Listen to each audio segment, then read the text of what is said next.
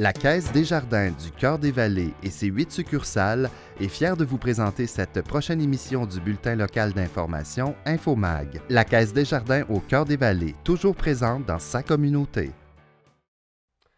Aujourd'hui, à InfoMag, l'autoroute 50 est ajoutée au plan québécois des infrastructures. Le centre Alpha Papineau reçoit une subvention afin de mieux aider la communauté et retour sur le dernier conseil municipal de l'Ange Gardien.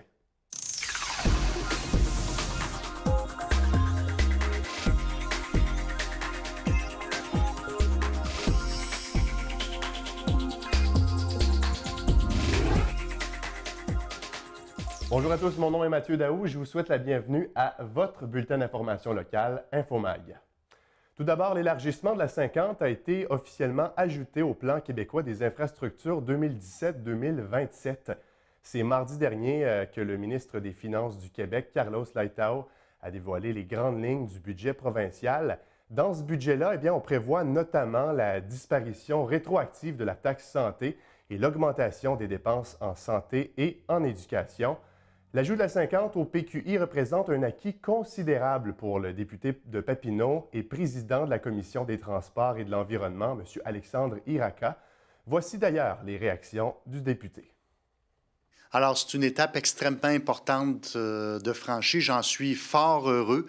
Il fallait absolument que l'élargissement de l'autoroute 50 soit inscrit au plan des infrastructures du Québec pour que je puisse travailler avec les coûts des franges pour travailler sur d'autres phases. On sait qu'il y a une première phase qui a été initiée là, pour un 7 km, mais maintenant, ça va me permettre de travailler sur d'autres phases. Il faut savoir que cette année, il y a juste 8 choses qui ont été ajoutées au PQI. L'autoroute 50 en fait partie. J'en suis fort heureux. Une fois que c'est inscrit au PQI, la seule manière que ça puisse sortir du PQI, c'est que parce que c'est complété. Il faut savoir que le programme d'infrastructure du Québec, c'est la Bible des hauts dirigeants, des fonctionnaires du Québec. Et eux se lèvent le matin en regardant le PQI et en disant qu'est-ce qu'on peut commencer à éliminer. Au cours des 10 prochaines années, les gouvernements au pouvoir devront en effet étudier et tenter d'améliorer la sécurité sur l'autoroute 50. On vous rappelle que des lampadaires seront installés dans le secteur du chemin Lépine dès ce printemps. Nous avons demandé à M. Iraca pourquoi, selon lui, l'élargissement est finalement inscrit au PQI. Voici sa réponse. C'est la concertation régionale. Moi, que j'ai eu l'appui de mes collègues, puis je les salue, puis mes collègues du fédéral aussi, qu'on a parlé d'une même voix. Il y a plusieurs personnes qui sont venues me voir pour m'encourager dans ce sens-là. Moi, ça m'a permis d'avoir des munitions pour aller voir le ministre du Transport, le président du Conseil du Trésor et le premier ministre, et aussi avec les données statistiques du ministère que j'ai obtenues à l'automne, à l'effet que le débit journalier a par endroit doublé, et on peut facilement supposer qu'à l'heure actuelle, ça a plus que doublé. Donc, c'est des arguments logiques qui me permettent de faire avancer le dossier. Par ailleurs, bonne nouvelle, le député de Papineau a accordé une bonification financière de 49 000 $ au centre Alpha Papineau, situé sur l'avenue Buckingham. L'organisme existe depuis plus de 30 ans et aide les jeunes adultes à améliorer leurs habiletés à lire, écrire et compter. La directrice du centre, Annie Titley, est bien heureuse et indique que l'argent permettra d'aider encore mieux la population. Concrètement, elle servira à mettre sur pied de nouveaux projets, embaucher plus de personnel et recruter d'autres jeunes adultes. Des données assez surprenantes, environ la moitié des Québécois de 16 à 65 ans sont considérés comme analphabètes fonctionnels. Le Centre Alpha Papineau invite les gens dans le besoin à communiquer avec son équipe au 819-986-7506. On se déplace à l'Ange Gardien maintenant. Le dernier conseil municipal s'est tenu en début de semaine et différents points à l'ordre du jour ont retenu l'attention. Premièrement, la municipalité désire augmenter le salaire du personnel électoral en vue des élections de novembre prochain. Les scrutateurs et les secrétaires d'élection, par exemple, vont recevoir une rémunération plus élevée que ce qui est normalement recommandé par le gouvernement. Voici les précisions du maire de l'Ange Gardien, M. Robert Goulet. Oui, comme vous savez, les élections s'en viennent au mois de novembre prochain et ça prend un bon nombre de personnes pour travailler aux élections. Alors, ces salaires-là sont payés par la municipalité, mais les tarifs sont décidés par le gouvernement. Et comme ça arrive assez souvent, le gouvernement peut-être un petit peu serré. Alors, les montants ne sont pas, selon nous, suffisamment élevés pour attirer des gens qui sont intéressés à participer. Là, ça rend le recrutement très, très difficile. Alors, d'une fois à l'autre, ben, enfin, on va le faire encore cette année, la municipalité va augmenter le tarif de 8 additionnel sur les montants payés ou autorisés par le gouvernement. Durant le conseil, il a également été question de Mme Suzanne Théoret, qui recevra une médaille pour son implication dans la communauté depuis plusieurs années. La médaille sera remise par le lieutenant-gouverneur du Canada le 22 avril prochain à l'Université du Québec en Outaouais. Encore une fois, on écoute le maire de l'Ange-Gardien. C'est un plaisir pour la municipalité de reconnaître le travail qui a été effectué par les gens sur notre territoire. Et ça inclut également du travail qui a été fait ailleurs avant même que notre municipalité existe. Alors, Mme Théoret est impliquée dans le bénévolat depuis de multiples années, autant sur le terrain de l'ancien Buckingham et toute la région ici. Alors, nous avons soumis son application et nous sommes heureux d'annoncer qu'elle a obtenu finalement elle sera détentrice d'une médaille en argent du gouverneur général pour le bénévolat. Finalement, les élus ont démontré leur désaccord face au projet de loi 106 au sujet des hydrocarbures. Cette loi-là pourrait permettre à n'importe quelle entreprise de creuser dans le sol pour extraire du pétrole sans même le consentement des municipalités, par exemple. Le projet 106 viendrait à l'encontre d'une autre loi, celle sur l'aménagement et l'urbanisme. Robert Goulet nous donne plus de détails. Alors, c'est une loi qui exige des municipalités, des MRC, de développer une planification sur une base d'un certain nombre d'années pour ce qui doit être fait dans une municipalité. Alors, tout ça sera chambardé compte tenu du fait que les gens des hydrocarbures pourraient arriver et décider que c'est plus une terre agricole, on veut en faire un puits de pétrole. Je m'excuse, là, mais c'est un peu insultant. Alors, il y a eu des représentations qui ont été faites. Alors, ça a été retenu et puis on va attendre maintenant les résultats de l'étude qui va se faire, à savoir est-ce qu'on va l'approuver ou si on ne l'approuvera pas. Robert Goulet représente l'Outaouais à la Fédération québécoise des municipalités. Il s'est rendu à Québec cette semaine afin de démontrer que la région n'est pas en accord avec le projet de loi 106. Maintenant, des résidents, ou plutôt les résidents de Gatineau, pourront bientôt promener leurs chiens dans la plupart des parcs municipaux, à condition qu'ils soient tenus en laisse. Le conseil municipal a demandé au service de la ville de revoir la réglementation en vigueur qui interdit les chiens dans la plupart des parcs. Selon le conseiller du district de Limbourg, Cédric Tessier, aucun échéancier, n'a encore été établi pour l'instant, mais le changement devrait se faire assez facilement. Il était de passage à l'émission Tribune locale cette semaine. On vous laisse entendre un extrait. Des dizaines, on vise environ 80 des parcs de Gatineau. Okay. Il y a certains parcs qui vont continuer à être exclus, là, mais c'est ça, environ 80 des parcs où ça va être autorisé. Les parcs où est-ce qu'il y a des... souvent, c'est des parcs naturels, il y a des nidifications, des choses comme ça. À ce moment-là, ça pourrait demeurer interdit. Et aussi près des structures de jeux pour enfants, on préfère ne pas avoir de chiens là. Par ailleurs, il serait également question d'interdire les chiens dans 2 parcs où ils sont permis en ce moment, notamment le parc Lantier dans le secteur Buckingham.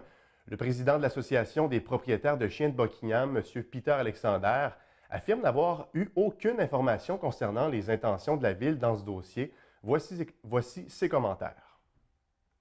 Et la moindre des choses, ce serait peut-être de nous informer lorsqu'une décision est prise. Maintenant, la Ville a pris rendez-vous. On a rendez-vous vendredi prochain. Mais si une décision avait déjà été prise, on aurait voulu avoir été informé quand même. Là, ça aurait été la moindre des choses, puisque nous sommes parmi les premiers intéressés et parmi les derniers consultés. Dans le secteur Buckingham, un nouvel aire d'exercice canin clôturé devrait aussi ouvrir ses portes prochainement. Le parc Gendron serait un des terrains potentiels, là, selon la ville de Gatineau. Le conseiller du district, M. Martin Lajeunesse, prévoit dégager 20 000 $ de son budget discrétionnaire pour le projet. Un petit rappel pour vous dire que la 45e campagne de financement annuel de votre TVC Basse-Lièvre est débutée depuis le 1er avril et se poursuivra jusqu'au 24 mai.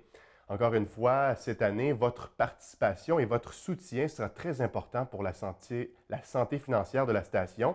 Il y aura plusieurs prix à gagner parmi tous les membres et La télévision vous offre également de participer à un bingo tout spécial le 24 mai à 17h30.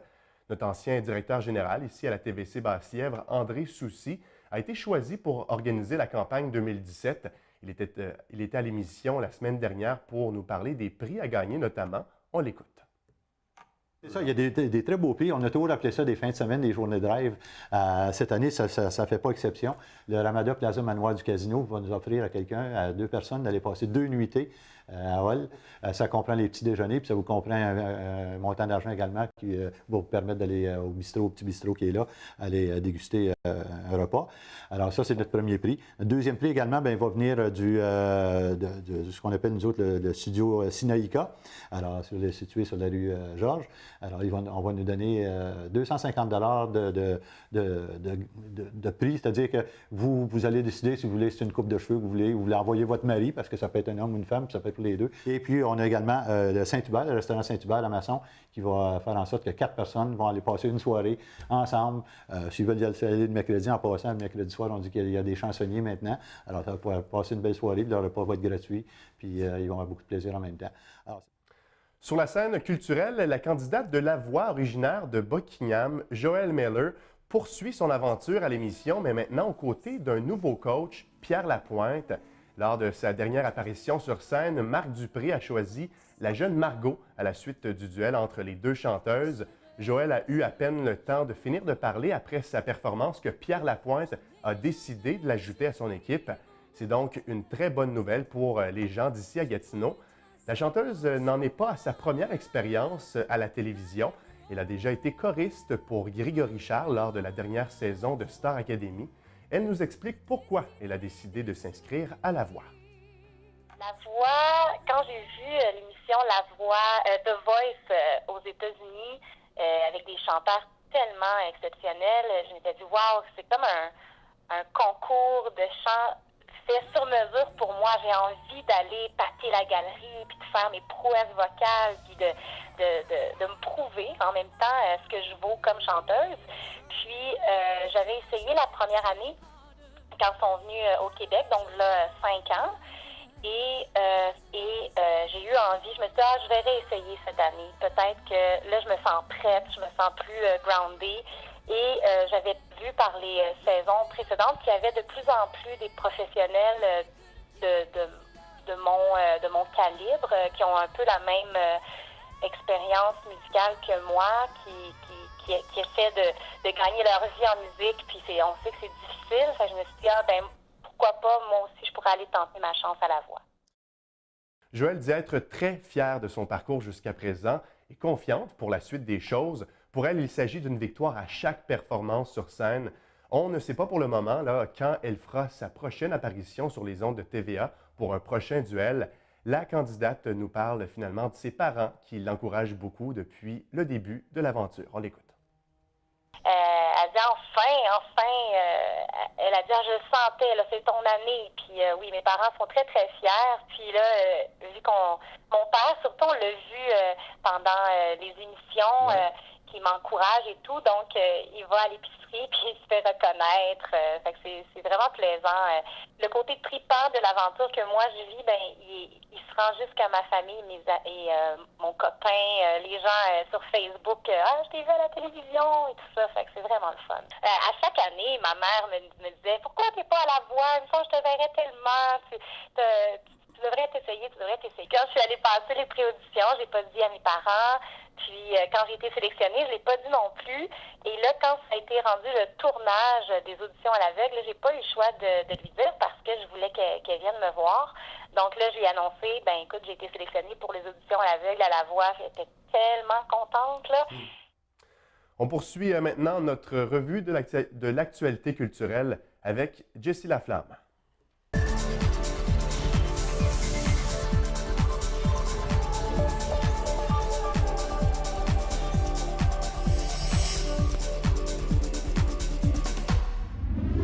Jessie Laflamme, bonjour. Bonjour, monsieur. Comment vas-tu? Très bien. Et toi? Ça va bien, merci, oui. Je pense qu'on est très chanceux ici dans la région d'avoir Joëlle Miller à La Voix. Est-ce que tu écoutes l'émission, toi? Oui, j'ai pas le choix. Ma petite adore La Voix. Ah ouais? C'est un plaisir de l'écouter avec elle. Ouais. On poursuit notre revue culturelle avec toi. Il y a des jeunes artistes qui vont représenter leur école très bientôt dans le cadre de Secondaire en spectacle. Oui, en fait, on le sait, Secondaire en spectacle, c'est multitude. Les deux spectacles ont été fusionnés cette année pour une première fois à l'école secondaire Armendas-Gamelin. Et il y a eu la présentation qui s'est déroulée le 24 et 25 mars dernier. Mais le 25 mars dernier, c'était la série concours de secondaire en spectacle. Et on a le numéro Similitude, qui est de la danse avec Joanie Guérin et Michaela Doucet, qui ont remporté un des prix. En fait, ils ont remporté 2 prix, le prix du jury et le prix coup de cœur du public, ainsi que Tristan Smith, qui a fait le numéro de magie qui s'intitulait « J'ai toute ma tête ». Et pendant le numéro, il a bu de l'huile à moteur, il a mangé de la vitre, il s'est entré un clou dans le nez. Oui, ces numéros évoluent, puis c'est pas la première fois qu'il gagne. Et donc, ces artistes vont être à la finale régionale de secondaire en spectacle le 12 avril au Cégep de l'Outaouais. Il y a également Kimi Cadieux qui a gagné un prix en animation parce qu'on le sait, multitude, c'est des interscènes, les élèves de 5e secondaire s'amusent, présentent les numéros en présentant des sketchs. Et cette fois-ci, ça se déroulait dans la salle d'attente d'un hôpital où plusieurs péripéties se sont déroulées. Et Kimi Cadieux jouait une vieille dame qui raconte des vieilles anecdotes depuis 47 ans dans la salle d'attente. Et donc, elle a remporté un prix. Il y a le coup de cœur du Club Optimiste aussi qui donnait des prix. Et leur coup de cœur est allé à Laurence Lauzon et Chloé Saint-Georges pour leur numéro de flûte et violon. Donc, félicitations à tout le monde. Oui, c'était 55 jeunes au total qui participaient à ces deux spectacles. Et il y a aussi des élèves qui ont été honorés au gala Mérite Jeunesse. Ça se déroulait à la salle Desjardins. Oui, ça se déroulait à la même place et ce sont les mêmes jeunes. Donc, les gagnants du Club Optimiste, là, Chloé Saint-Georges et Laurence Lauzon, ont fait des numéros pendant le spectacle. C'est pas un spectacle, c'est un gala, en fait, du Club Optimiste qui remet des prix à 87 élèves, des mentions pour leur persévérance scolaire, leur effort.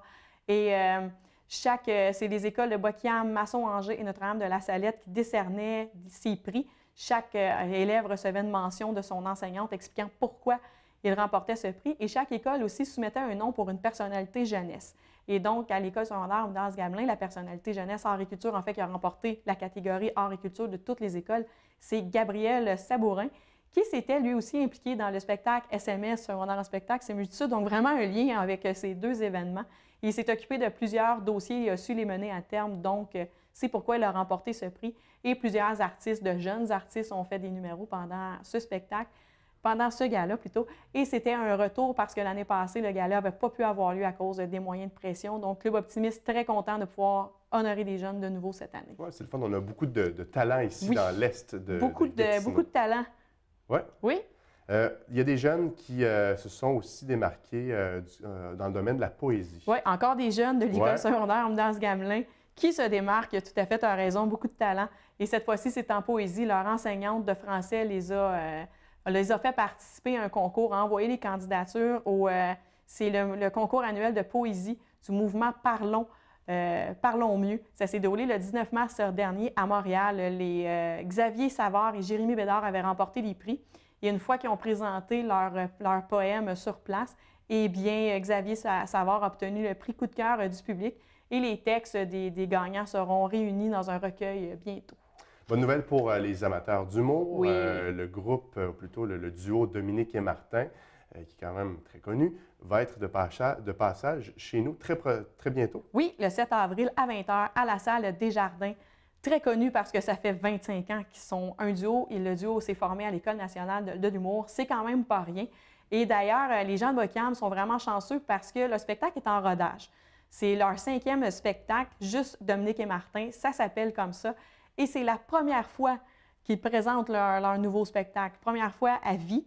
Donc, c'est toute une exclusivité pour les gens de Boquiam. C'est un moment unique. Et le spectacle va traiter de l'extrême. En fait, Martin Cloutier et Dominique Sion, ils vont un peu dans le côté extrémiste des choses. Ils se sont rendus compte que les gens, quand on fait quelque chose, on est extrême. Soit les gens à l'entraînement, à la cuisine, il n'y a pas de demi-mesure. Et même Martin Cloutier avouait que lui-même, dans le golf, il est un peu extrême. Et ça va être un spectacle totalement stand-up. Pas de personnages, rien. Ils reviennent à leurs premières amours.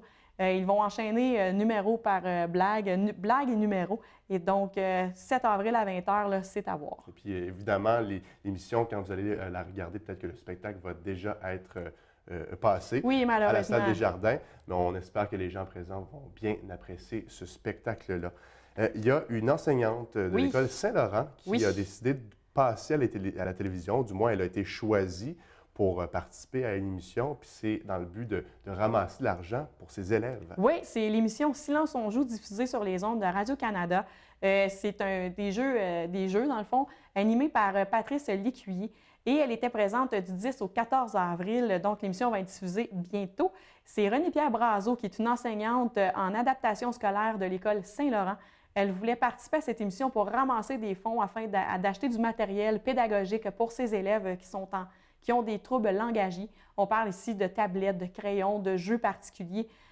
Donc, c'est 38 élèves qui pourront en bénéficier, dont 7 qui sont directement dans sa classe. Et elle a eu la chance de jouer le jeu avec deux personnalités de Nouvelle Adresse, dont Macha Limonchik et Monia Chokri. Et elle affrontait l'équipe composée de Benoît Brière, Sonia Vachon et d'un autre invité. Et nous avons pu la rencontrer. Elle nous explique comment ça s'est passé. C'était vraiment une superbe journée. À la base, c'était censé être un samedi ou un dimanche, mais là, l'enregistrement pour cette émission-là, c'était un vendredi toute la journée. Donc, il y a plusieurs collègues dans l'école là, qui sont venus m'encourager, des collègues en classe langagière, mais aussi, je pense à une collègue qui est orthopédagogue à l'école. C'était une belle expérience d'équipe parce que c'est certain qu'il y a une cohésion qui s'installe. Puis, on a vraiment eu beaucoup de plaisir, moi, autant en participant, puis mes collègues en assistant à l'enregistrement, c'était super. Contente du montant qui a été amassé? Oui, oui, très satisfaite. C'est certain comme je disais, on souhaite tout le temps avoir plus, mais vraiment, là, avec ce qu'on a amassé, bien, c'est déjà un bon début. On va pouvoir mener à terme là, des projets, des idées de matériel qu'on voulait avoir là, depuis longtemps. Donc, c'est certain que c'est un plus. On s'en allait là en se disant, bien, peu importe combien on ramasse, l'important, c'est de participer, c'est d'avoir du plaisir. Puis, finalement, on est très satisfait du montant qui a été accumulé. Évidemment, on vous invite plutôt à écouter l'émission dans la semaine du 10 avril. Oui. On ne sait pas le montant qui a été amassé, mais peu importe l'argent, c'est pour une très bonne cause. Évidemment. Ouais. Ça fait le tour, Jessie. Merci beaucoup pour cette revue de l'actualité culturelle. On se revoit dans 2 semaines. Oui, merci à toi. Voici à l'instant les sports avec François Croteau.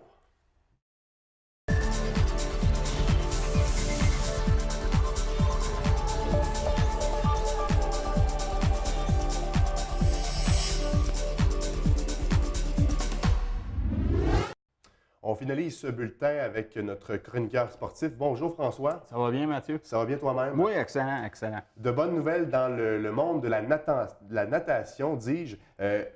Coupe Canada, ça se déroule au centre sportif ce week-end. Oui, c'est ce week-end, c'est en plongeon. C'est la 5e édition de l'épreuve de la Coupe du Canada.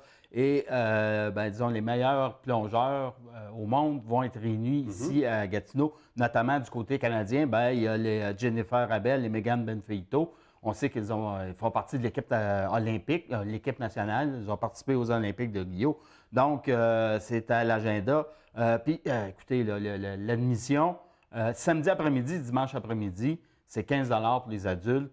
Et c'est 5 $ pour les enfants. Ça vaut la peine. Oui, puis vendredi, c'est les préliminaires, là, si on peut dire, puis ça, c'est gratuit. Alors, écoutez, allez faire un tour du côté du centre sportif.